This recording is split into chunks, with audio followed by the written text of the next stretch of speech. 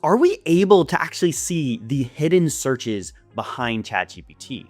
Well, truthfully, you can. And you can use various tools for it, but we have a really easy extension made by somebody in the community that's really cool. So if I just open up ChatGPT here, this is my paid account. So I used the incognito window because they're all listening, right? So I didn't want any changes in the data. But if we go here and we ask some question, right, best kayak, just to show that it goes all across niches.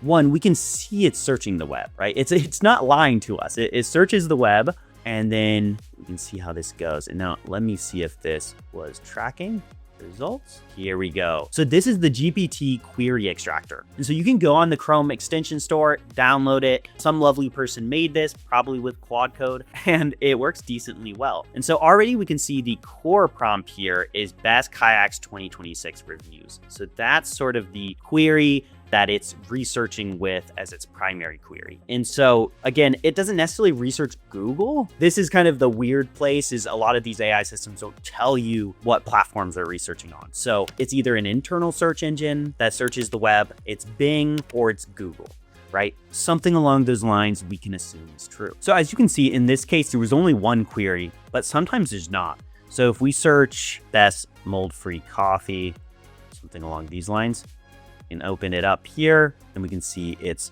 starting to pull.